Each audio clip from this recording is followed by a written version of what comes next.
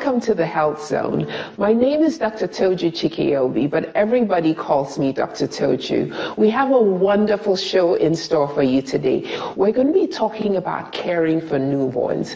This is such an important topic because, you know, in Nigeria and sub-Saharan Africa, we're doing so bad with newborn survival.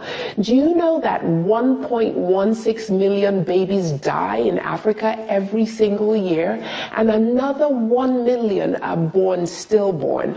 And so it's really important information that we have to share today. So please don't go. Stay with us. Moms, stay with us. Dads, stay with us. Grandmothers, join us. Don't go. Let's all learn about what we can do to help our babies survive. It's going to be a terrific show, so please don't go.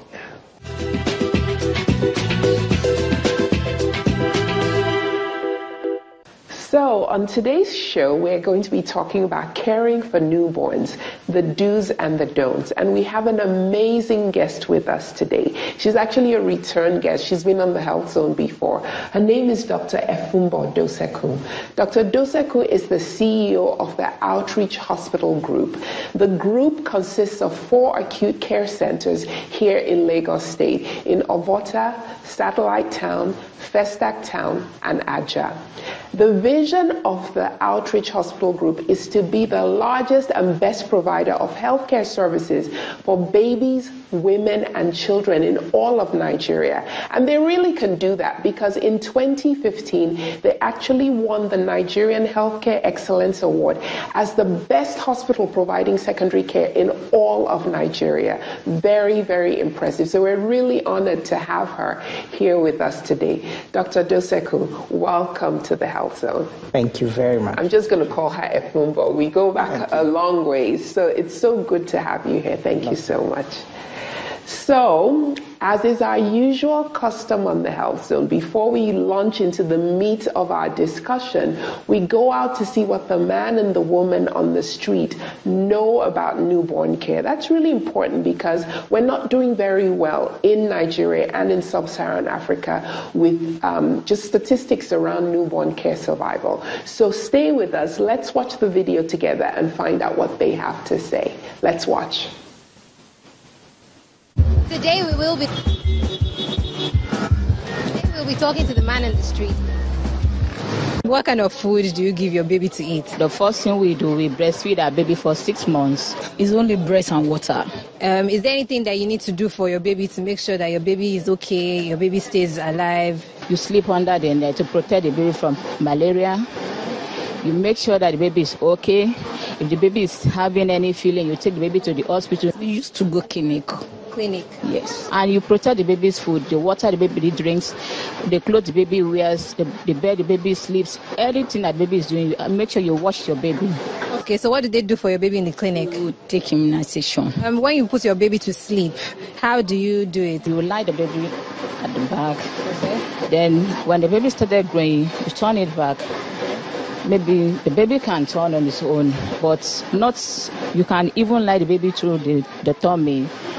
To make sure that the tummy is okay. Normal one. Normal position.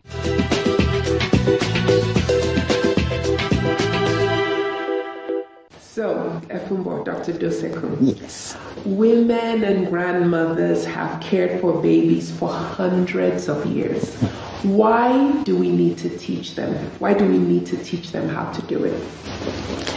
I think in particular in Nigeria, because of our very poor statistics in the area of the tiny baby that has been born, particularly on the first day of life, it is on record now that roughly 1 in every 20 newborn baby dies.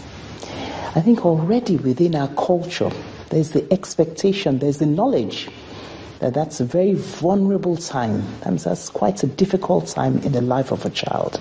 And there's a high possibility that things may go wrong. So what do you do when you're dealing with a risky situation? You prepare. You make sure you cross all the T's, you dot all the I's, so nothing goes wrong. So it's very important not to assume that the grannies or the young mothers know exactly what to do.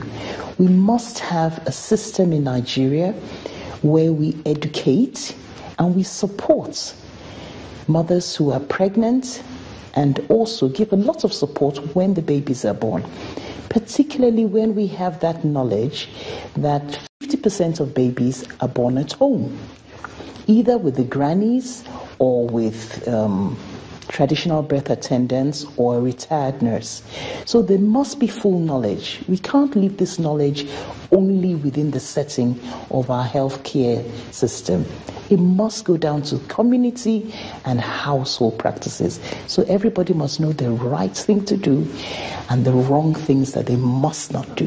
That's right. Terrific. You're so right. I mean, we have such terrible indices. So we're teaching, let's envision there's a pregnant woman. She's due maybe in about a month. Yes. All right? And she knows because of where she lives, she's going to have this baby at home. Okay. What do we need to tell her? Let's start with the minute the baby is born. What should they do? As soon as the baby is born, the most important thing is getting that baby to have contact with the mother's skin.